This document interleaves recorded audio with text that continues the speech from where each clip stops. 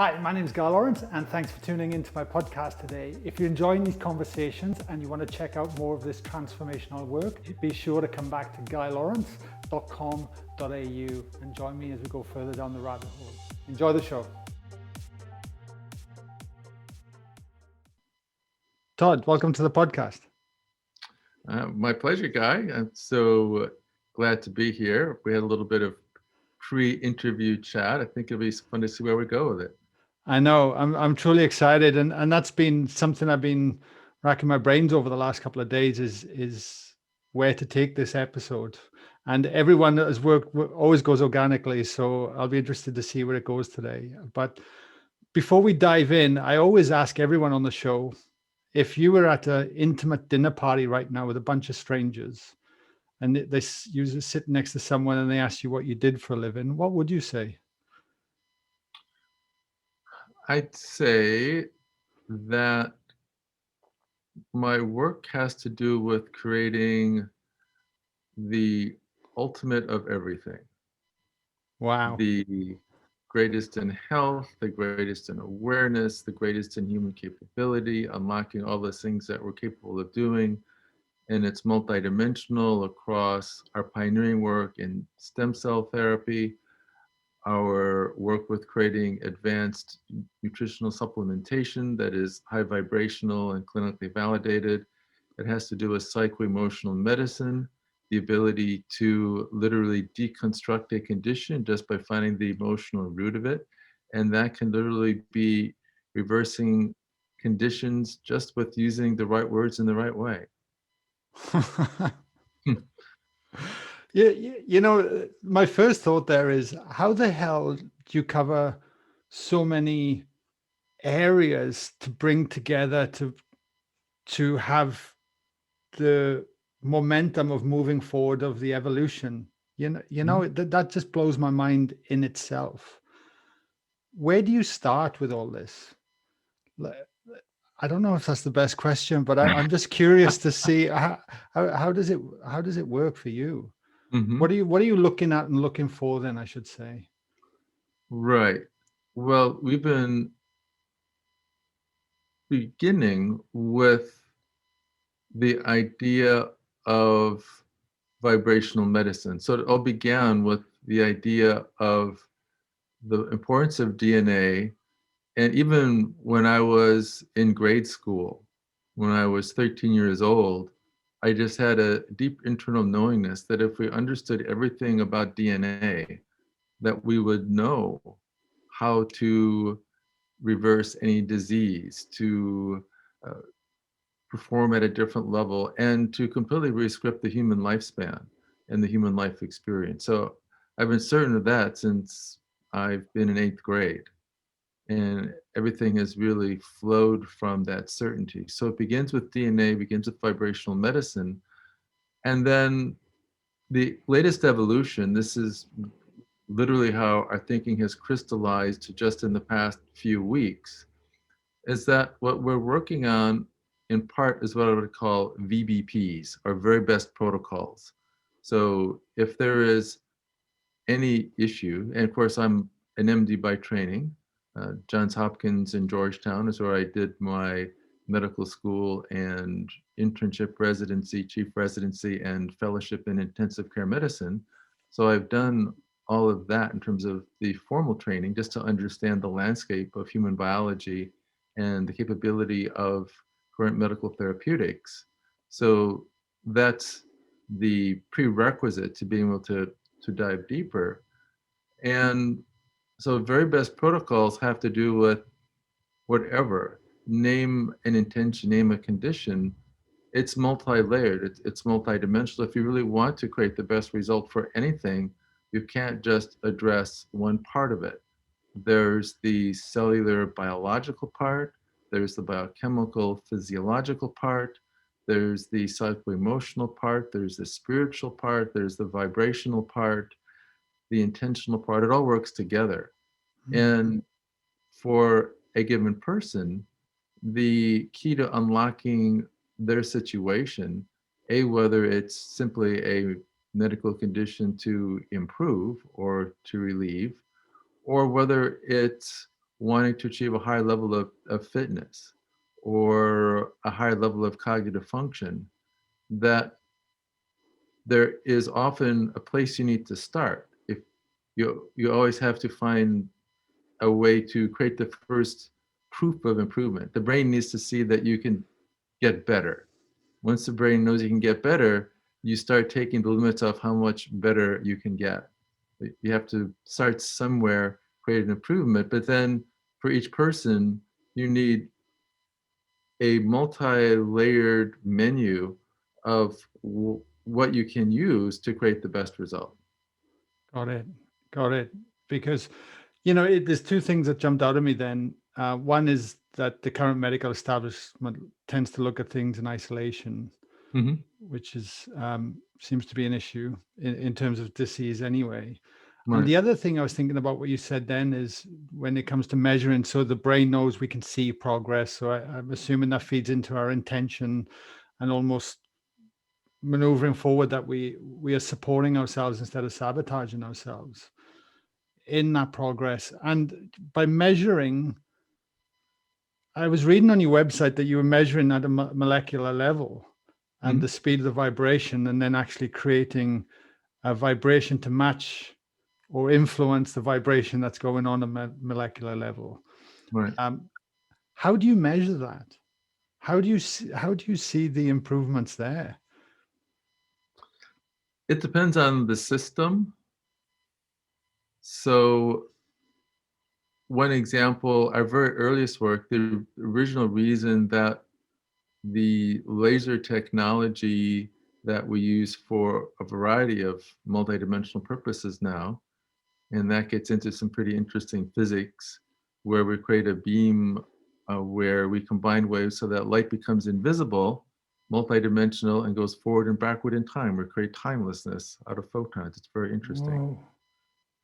And the inspiration for that came with a profound insight I had while I was working in the intensive care units doing pulmonary and intensive care medicine at Georgetown. So I was a pulmonary fellow.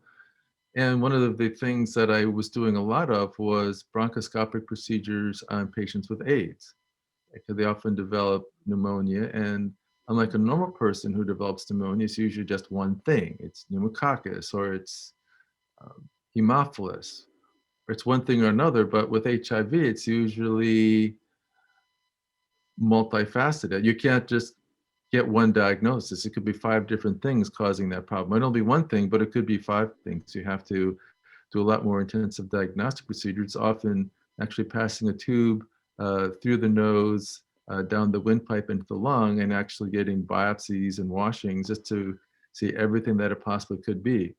And while in the midst of Wow. doing that, I just had an insight.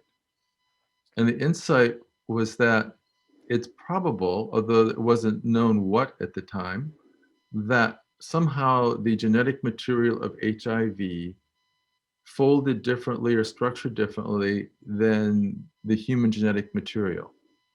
And the core concept is very basic physics, which is the principle of natural resonance, which means that everything physical in the cosmos, everything from the energy levels in an atom to the bond between 2 atoms to a crystal wine glass that an opera singer can shatter if she hits the right note that's in resonance with it, to a bridge that if the wind gusts in the right way in resonance, it can actually shake it up and break it up, to Nikola Tesla putting a little oscillator at the beam at the base of a big building that was starting to shake the building down because it hit the natural frequency of it, to a whole planet. Everything in the universe that's material has a natural way that it vibrates. It's so-called natural frequency, that is its fundamental frequency. So the idea was if there was some structural difference, that there'd be a vibrational difference, and we could potentially use that as a way to literally vibrate HIV into something that was no longer pathologic or pathogenic. So it's a long way to That's answer the question. fascinating. Yeah. Yeah, Yeah, that's yeah. absolutely fascinating. To use it as an example, a biophysicist named Callahan was a radar engineer in World War II. And when he left that, he began to study, of all things, the antennas of insects. So he understood antenna theory, and everything is scalable. So, for example, he could tell you why a cabbage moth could detect 1 part in a million billion billionth of cabbage molecules in the air because of the way that that molecule vibrates the antennas in the moth, which is a structural vibrational resonance issue.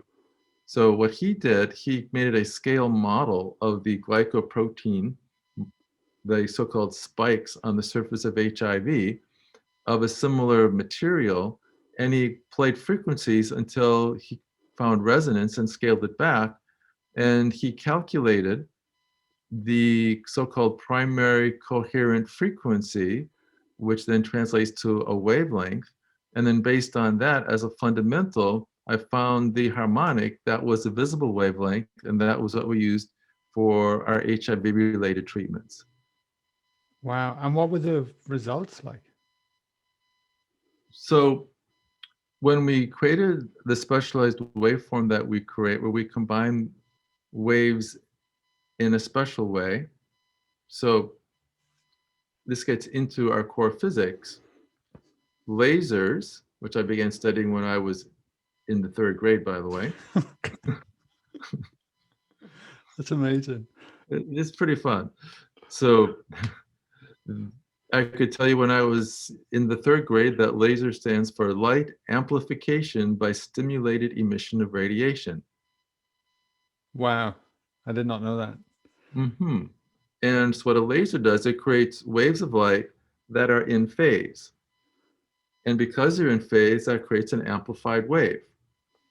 What we have invented and patented is an optical device that allows us to take those waves and alter their pathways so that the waves combine exactly out of phase.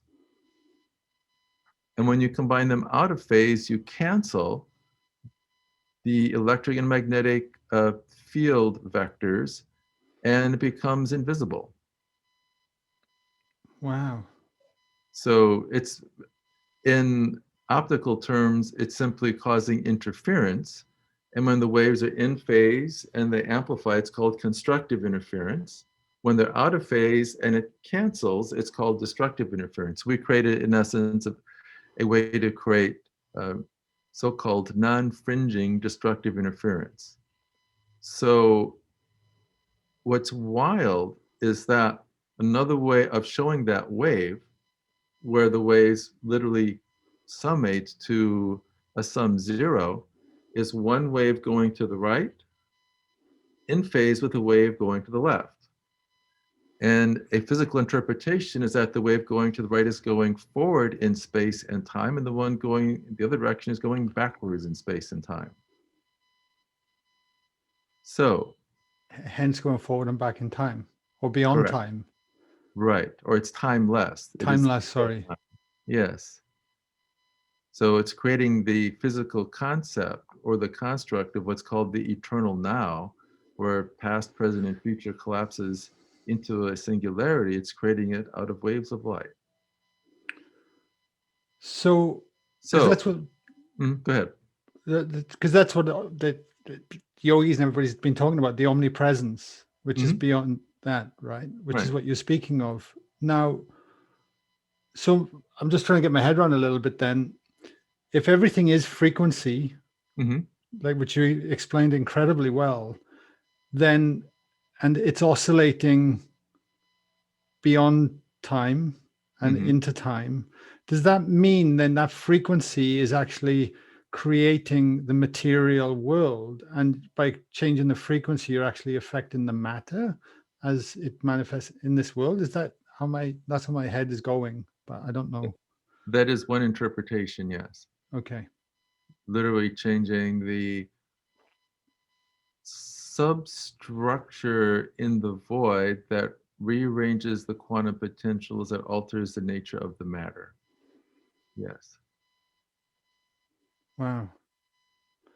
How much? And to answer your question, Yeah.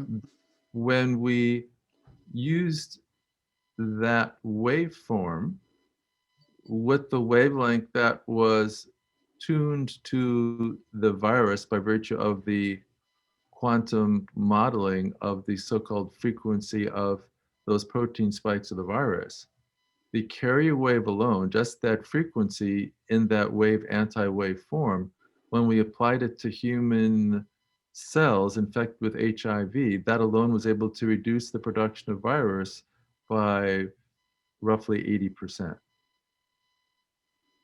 Wow. When we went a step further, and this required doing so-called quantum chemistry, and this required a supercomputer, and it's basically a model whereby you look at a molecule as weights and springs, and the atomic mass is the correlate of the mass, and the bond strength is the correlate of the spring constant. And this is all in oscillation, and there are different angles and different vectors. And there's a type of complex math called iterative mathematics, where you do calculations over and over to get a closer and closer approximation of the overall effect. So for each of the amino acids, we calculated the so-called coherent frequency, the literally the overall frequency of that amino acid structure, as well as the so-called quality of resonance, which is a number of times you have to stimulate something to get it into full resonance. So, for example, you are singing the note to shatter the wine glass, you have to have those oscillations coming a certain number of times to build it to resonance to the point that the glass will shatter, for example. Got it. So the Q factor is the number of cycles, the number of times you need to ring the bell, as or for the bell to ring as loud as it's going to ring. So we did those calculations. Then we looked at a replication protein for the virus. And then we found that there were a certain number of extra pieces of information we had to add to the signal.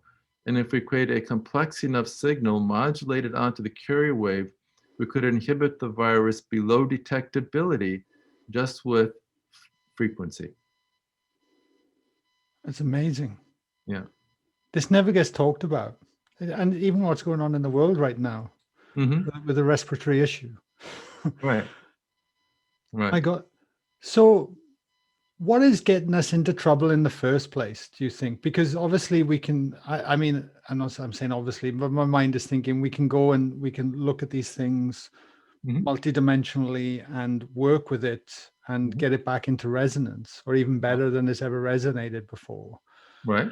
But what is going on in the external world that's getting us into trouble in the first place? Which dimension of trouble are you talking about? I guess ill health and disease, like, the lifestyle choices we're making, Mm-hmm. because quite often we see people, and I only raise it, like even thinking how my mindset has worked in the past, that we're looking for an external thing to repair and fix something, but then we're not addressing the other end, or some of the choices that we're making that's getting us into ill health in the first place. Mm-hmm. Well, that is also a multi-layered answer, Mm, a multi-level question, and it's a multi-layered answer. And it might be easier to pick a particular issue as opposed to like the issues of humanity in general. That said, I can make some overall comments. please. And whatever the condition, even if it's an infectious disease, and this will be a little bit controversial. So I am an MD with a very strong conventional training, so I understand the landscape of Western medicine and its model and its way of diagnosing and treating conditions. So there's that, and it's powerful and it's helpful in many circumstances. And the reason I do what I do now is because I found that it was incomplete. There's another layer of understanding to really get to the core of things, to get to the root of things.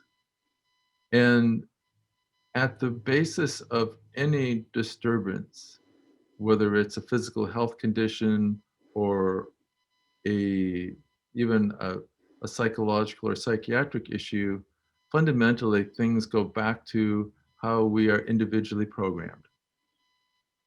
And that has to do with the things that are said while we're in the womb that go into our psyches literally as post-hypnotic suggestions.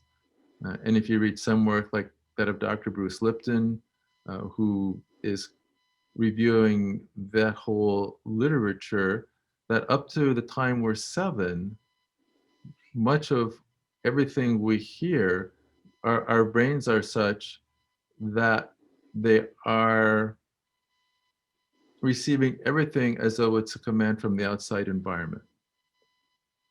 So whatever is said to us or about us, or particularly by those that we view as important for our survival, especially our parents and teachers and relatives, friends and family, all that fits together, that each of us has what a particular stratum of unresolved unconscious conflicts, big stresses that we've had that we bury in our subconscious to keep us from being exhausted and distracted. We just hide it away. And based on what those conflicts are, that is what tends to express itself in different types of imbalanced conditions, physical, emotional, and mental. Hmm. And not only that, not just what we've experienced from the time we were in the womb to 7 years old, and there are other stresses and conflicts that happen, after we are less prone to suggestion. In addition to that, we also carry the genealogic stresses of our parents and ancestors that they haven't resolved either. Wow. Yeah. So one view of life is that our purpose in life is to resolve our own and that of our ancestors and genealogical conflicts. And once we resolve it for ourselves or for our ancestors, we solve it for our clan. Yeah. So that's one answer of why there's so many imbalances. There is the millennial history of all of humankind and all the cultures on the earth and all the things that we've gone through and the various traumas individually and collectively that we have to process. Beautiful. I've had Dr. Bruce Lipton on to speak about this, and also Dr. Gabor Mate recently. I'm not sure if you're familiar with him as well. Mm-hmm. But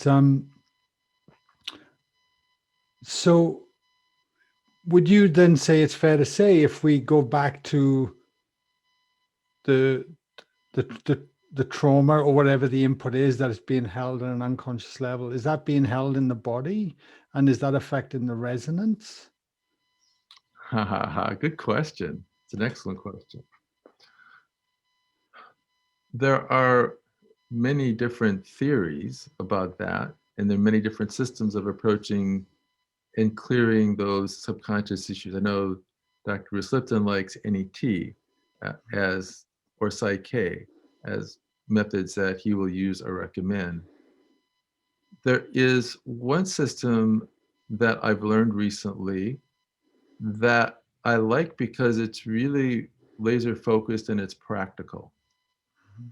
And it goes back very interestingly to an oncologist in Germany who developed testicular cancer.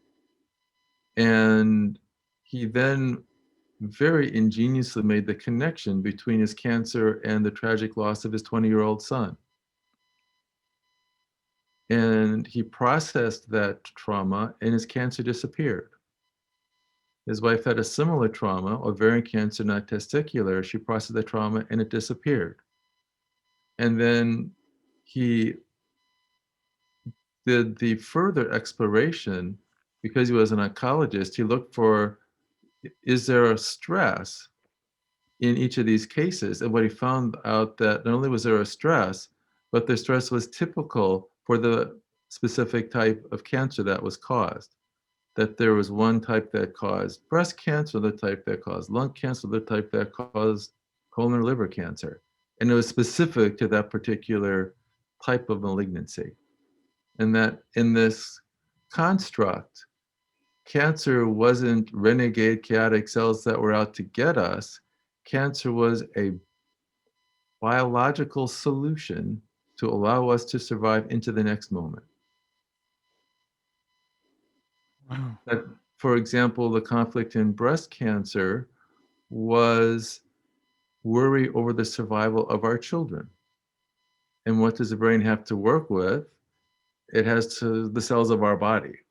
So a mother worried about her child metaphorically is creating a super breast to create especially nutrient-rich milk to help to assure the survival of her child. I mean, it's simplistic and it's basic, but the brain at its primal level is very, very basic and very metaphoric. And one of the viewpoints of the system, which does seem to be at least logically defensible, is that the brain doesn't really differentiate if something is physically real versus symbolic or metaphoric or imaginary. I mean, we know this from hypnotherapy, we know it from neurolinguistic programming, that our landscape works that way.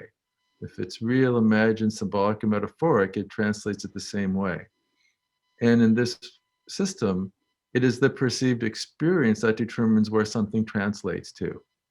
Now, what was amazing about that work, which was a Dr. Hammer, is that he found that based on the stress, the perceived experience of that stress, it actually translated to precise parts of the brain.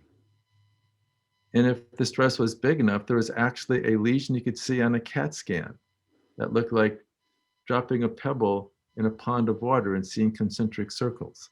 And the bigger the stress, the more literally intense the waveform and extent of the ripples coming from that point. And based upon where it went in the brain, that also translated to the organ that was affected. So there are certain readers, I don't know how many of them that are up, but I've heard there are a few of them, that they can look at a CAT scan, they can say, okay, well, this is where the big stresses were, and these are the organs that would be affected. And then based on whether you have the diagnosis, whether you have the scan that shows the part of the brain that's affected, then based on this system, you know the landscape of the particular type of conflict. And then it's the art of asking the right questions to find a backdoor to get that which was hidden from view, release the emotion, and have the way to relieve the stress that is part of the dynamic of creating the condition. Wow. Wow. That's incredible, isn't it? Yeah, it's revelatory. Yeah.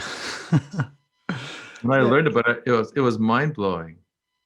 Yeah. And there's a whole there's actually over 40 years of development of this art and the practitioners using it. There is a whole landscape. So every bone, every muscle, every nerve, every organ has a specific conflict related to it. And depending upon the precise nature, if there are even subtle hues to how those conflicts are shaded. Wow. And then that's been with us for so long from the conscious mind, we're just not even aware that that's actually happening quite often. Part of the dynamic is that the conflict is walled off in a little part of the brain so that it no longer troubles us. I mean, the metaphor Mm.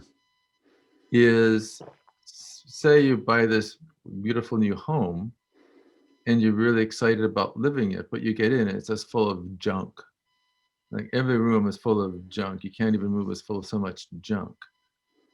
You don't want to throw it all out, so maybe some you actually discard, but there's still a bunch you're going to save. So you take all that junk and you stuff it into one room. that room isn't so useful anymore because it's full of all the junk, but then the rest of the house is livable. And that's what the brain does when it's under a big stress. It literally forces it into one little corner, and that particular area becomes hard to view.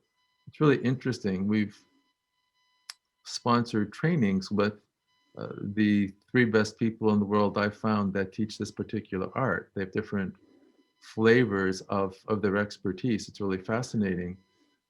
And when there is a particular conflict area being discussed, you know who in the class has that because they keep asking, what did you say? In that particular part of life, that particular dynamic, if people have that conflict, they literally have trouble even hearing the words about it. Wow. With all your research and looking at this, and how far can we take this? Like, what is our potential? Because I know you've been looking at human potential Mm-hmm. and even longevity, and you know, I mean, for me, on a personal level, I'd love to think I'm gonna grow young as I get older, or at least, you know, have a great quality of life when I'm older, and not just drag myself across the finish line. You know, Mm-hmm. um, what is your research and what are your findings? Where does your mind go with all this? Well,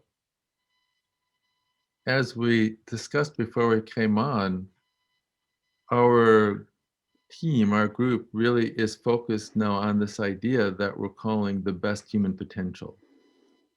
And that actually was coined with a conversation I had with one of my mentors in this area that I talked about with this psycho-emotional medicine or integrative psychobiology is another phrase you could use for it. In fact, after we have our discussion, I'm going to be having a session with her and a client to get to the emotional root of their issue and aim to clear it. So her name is Isabel Benarus, and she is part of the tradition of pioneering. And the phrase is best human potential. And it's this whole idea of going beyond this sort of tame notion of health and wellness. Of course, it's great to pay attention to your diet, your exercise, your lifestyle, doing yoga, meditating, taking appropriate nutritional supplementation because we don't have everything we need in our food anymore. You know, all those things are relevant to being healthy and well. Yet health and wellness is only part of the equation. And some people define health as, well, you don't have diabetes or high blood pressure or elevated cholesterol or any neurologic issues, so you're basically healthy. And health defined as the absence of a diagnosed disease, I think is extremely limited. So the idea of human potential really is, what are we capable of becoming? What can we aspire to in terms of just one look at one critical dynamic? You know, what is our potential for longevity? And I've recently been invited to be part of the faculty of something called the Da Vinci 50, which are the gathered experts, I guess you want to call it, or authorities or pioneers in the area of human longevity. We are now at a point with what we understand with our biology, biochemistry, the way DNA works, that there are many people, including, say, Aubrey de Grey, who wrote the book Ending Aging, who boldly wrote in the book that uh, people reading this book today could live to be 1,000 years or more.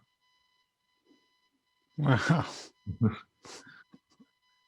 And if you ask the question, well, how is it possible if it appears that the human lifespan is limited to about 120? So if you look at the world record in terms of how long people have lived that are documented, right? And we hear about yogis in India that they say have lived hundreds of years, and that may be true, but it's kind of hard to document. Mm. There was an herbalist in China who was said to live to be 256 years old, and his secret was taking goji berries, also called immortal berries. And that said, science typically says 120 appears to be what limits it. And there are two aging clocks in DNA. One is called telomeres, the other is called DNA methylation. And when the telomeres shorten by about 50% from the length that we're born, or when there is a loss of about 40% of the methyl groups that are little chemical tags on specific parts of our DNA, that either of those conditions tends to limit the human lifespan. When you lose that much of your telomeres, that much of your methylation, that the cells tend to lose the ability to regenerate, and that ends the human lifespan.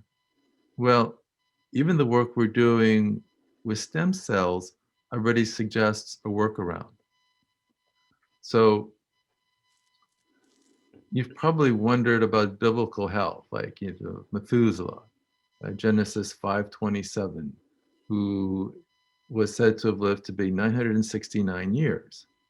And I always say, well, people are living close to that now. Is that even possible? And what we're working with now, and we're about to publish actually in what could be a bit of a groundbreaking paper that we're calling the Manchester paper, is there's this incredible type of stem cell in the body called a VSCL, a very small embryonic-like stem cell, that for unknown reasons goes into hibernation at or around the time that we're born. What that means is that whether you're 5 or 50 or 90 years old, that these stem cells that have gone into hibernation, they maintain the telomere length of one-day-old cells.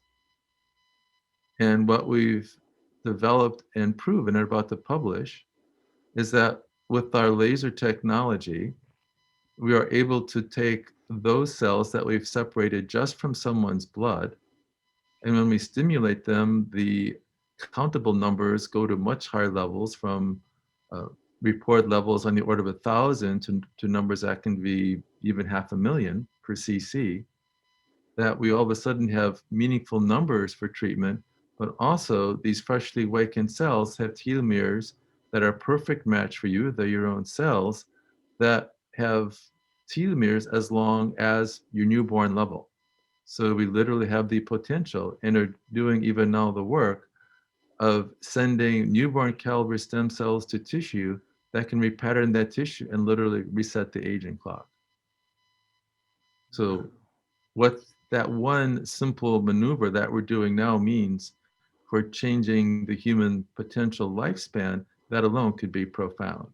And that's just one piece of all the pieces of things we can do vibrationally, emotionally, nutritionally, biochemically, with what we do with elements of our mind, with intention, with doing this process of relieving the emotional blocks to living longer. All these pieces can work together, and all these elements I expect are going to get better and better. So what is the potential for our human lifespan? I wouldn't even put a particular limit on it right now. I mean, every 5 years, that number is probably going to change. And there was this interesting quote written by the author of Fantastic Voyage, Live Long Enough to Live Forever, which was Kurzweil, that if you live another 5 years, there'll be the technology to extend life for 30 years. And then if you live 30 more years, we may have the ability to extend life to no particular limit.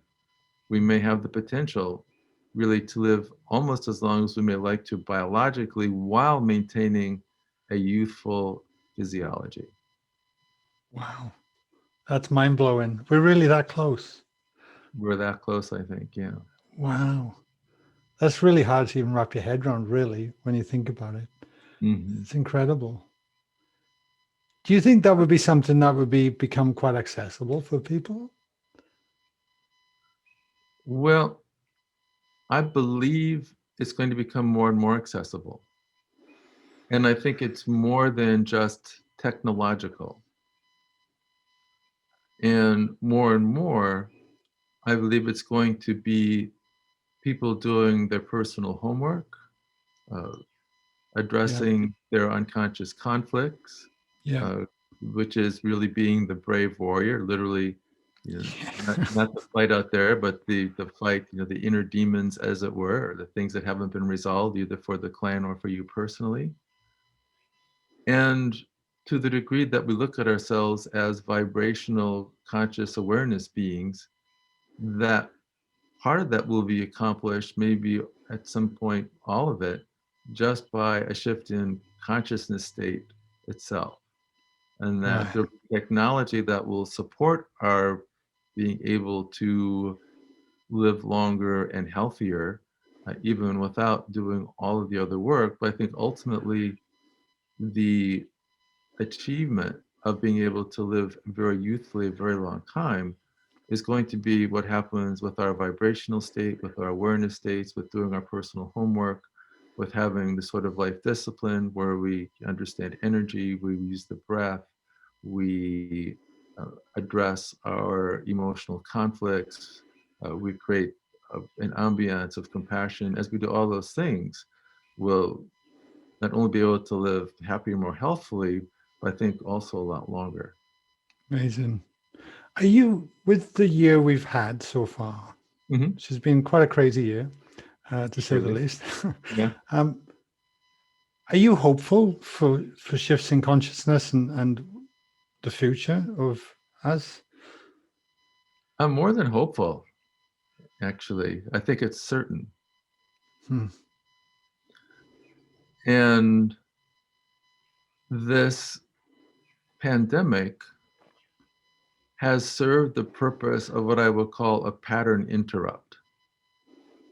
Until the pandemic was pretty much life as usual, people continued on their usual treadmills, whatever their pattern was, get up at a certain hour, eat, shave, go to work, do your thing, come back, watch whatever you do on the telly and press on. So it's offered an opportunity just to, because people in general, much more than has ever been the case that I remember, to really just stop for a moment, take a look at everything and reflect and just say, wow, okay, is this the reality that I really care to continue? Is this what I would like to do? Is this what I want to continue to experience? Might I want to shift my trajectory a little bit? And as you know, even a very small change in trajectory can make a very big change in destination. So I believe that this pandemic has offered a chance, despite all of the challenges of it, to give everyone an opportunity to sit back, stop, reflect, and really decide. The question is, what is my personal direction, and where do I want to go? Where do I want to wind up? Where do I want to continue in this way? So I think it's actually part of something that could be quite constructive. Hmm. And here's something that is part of the organic evolution of our chat, which is we haven't talked about the part of our work that has to do with tones and the power of making certain tones with the voice that are like key codes to awakening remembrance in the cells, for want of a better word, or to achieve certain states of awareness that are entered by vibrational patterns that we only need our human voice to create, especially when we gather groups of people to do it. And last September, in the sacred Bila Mountains of Bulgaria, we gathered for a choir called the Wisdom Choir, because it was near Sofia, and that's the capital of Bulgaria. And my spiritual assignment for the choir was to write a piece of music called the Victory Song. And the Victory Song was stated to be what a civilization sings when it goes from duality consciousness to unity consciousness. And the idea is if we sing that now, we're literally accelerating, bringing that positive future into the present. It's like a type of vibrational time machine to bring an enlightened future to us more quickly. And at that event, my assignment was to go from a two-part choral pattern. So most of the choirs that we've created, we have large groups of people, and uh, we have the fundamental choir that sings one type of pattern with particular notes, and then the harmonic choir that may often sing even different syllables at different pitches that creates very complex series of overtones and harmonics that has created some very profound altered states, almost like plant medicine without needing the plants, basically. Wow. Yeah. And the assignment was to go from two-part to four-part to create literally a four-part composition. And the name given to this piece of music last September was Celebration of Victory. You know, big C, little o, big V, or COV. So the abbreviation of the title of the song is the same as the virus that's now part of the pandemic. So, and I think there is literally it's not an accident. I think there's a synchronicity that everything, even creating all the challenges of the virus, is ultimately about a catalyst for moving into a higher state of awareness more quickly. That's And, mind blowing. yeah. That is mind blowing. You know, it's interesting with even when you say using the voice and toning, because you look back at ancient civilizations. You know, you look at the monks in the monasteries; they were all for Mhm. toning for hours, Right. days even. You know, and so so I'm just trying to break this down in my head and for my listeners as well, just before we wrap this up, you know, Yeah. because there's so many open loops. But essentially, if we are using different tones, we not only can be affecting that frequency we talked about within ourselves, Hmm. but the frequency of consciousness. And if consciousness is omnipresent, then it's beyond time. Hence, we can bring that forward now into this time. Would that, Correct. yeah. Right. And we can tap into a very desirable high consciousness future from the present. Huh. Which is the purpose of the victory song, and then even more accelerated by the celebration of victory song. And the information given at the time was we were communicating with the cosmos, creating a type of quantum field transmitter with the connected pineal glands of all the choristers. And we were just giving a basic message with the two-part communication, which is that, you know, we're here, we made it, we've gotten this far. And the four-part goes from baby talk to more adult talk with the cosmos, that we're here, but we're ready to go to the next level. We're ready to accelerate our evolution. We're ready for the technology and the solutions to be able to have a planet that functions at a different level. Yeah, got it. Do you have any of that on record? Did you record it, or when you were in Bulgaria, or is it a website, or Well, there are a variety of websites. And for those that are interested in learning more about what we're doing, I think there's two things that I might offer everyone just as a next place to go. please? And one, I've written a little book called Growing Younger, because of course, if we're going to create this enhanced world, it's certainly fun to like be around long enough to really enjoy it, and not just and go beyond just living, just, you know, longevity from the standpoint of keeping in, you know, a body going long, but really in a high vitality, youthful, rejuvenated body of ever increasing functionality. That's more the image. And so that particularly categorizes some of the research that we've done with the vibrationally enhanced interdimensional laser enhanced nutrients. And we've shown the ability to turn back the aging clock as much as 8 to 12 years within 2 months of using a particular program of nutrition plus very mild exercise program of walking 30 minutes basically a day, which most people can do. So growing younger is a catalog of things to be done to turn back the clock now, to have those minimally 5+ years that Ray Kurzweil talks about, to then get to having 30 more years, to then open the potential for who knows how long that can be and how healthy that can be. And beyond that, as we disburden ourselves of the emotional conflicts, ours and those of our ancestors, that keep us in a box, what potentials can we unfold? Why do you think there's so many superhero movies? Are those just things that you see in a movie, or are we seeing that because all those abilities are really our potential? We just need to unlock them. Yeah. And as more and more of us unlock levels of ability, it becomes more accessible to everyone else.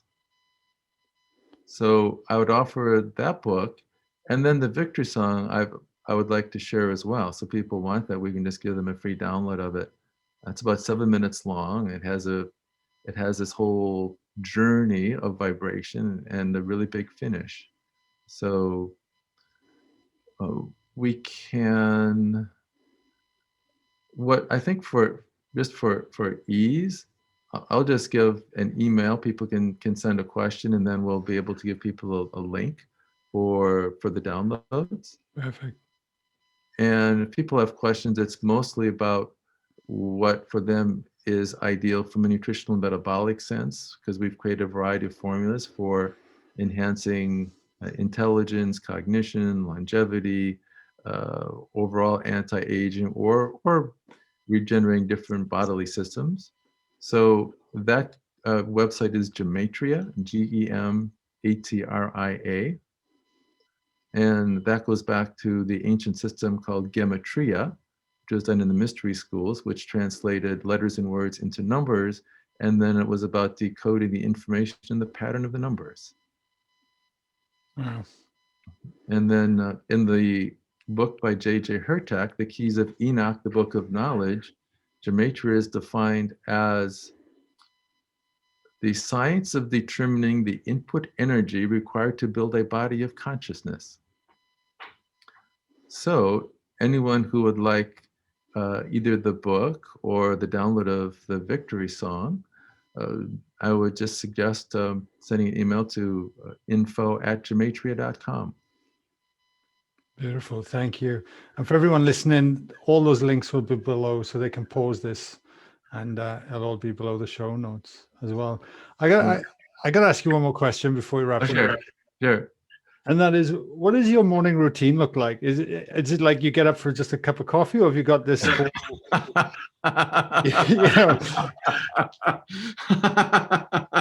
Oh, I got a whole thing going. Yeah, I was gonna say, wow. So I do two different types of meditation.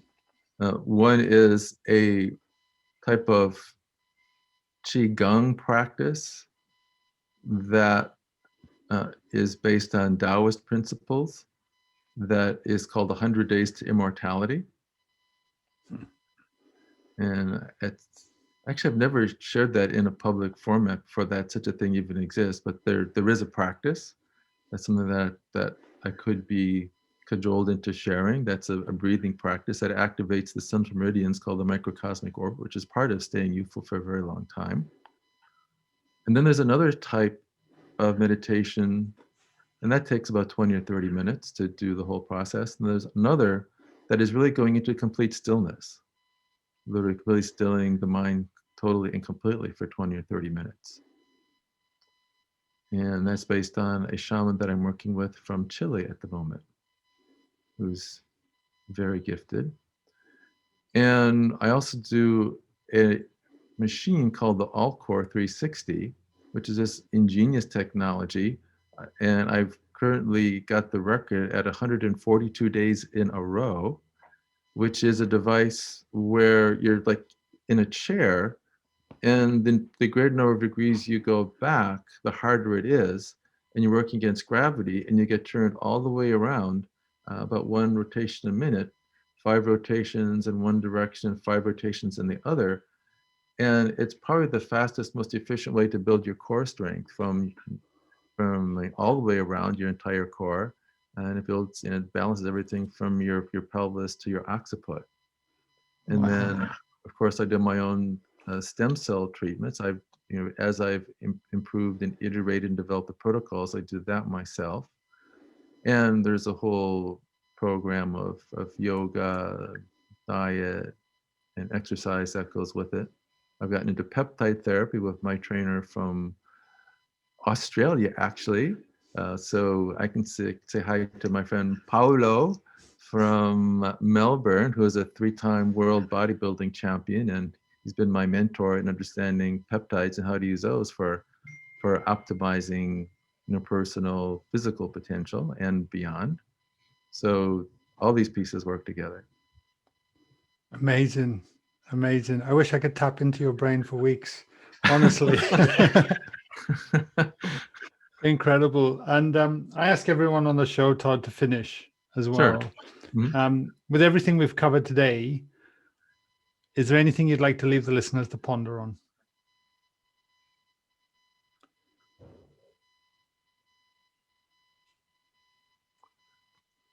I'd say if you would ask yourself the question, what is it really possible for me to do or achieve? And putting aside all ideas of restrictions, limitations, whatever they may be, if it were possible to achieve everything I could imagine, what would that be? Perfect. That's a great question to start the day with every morning. Mm-hmm.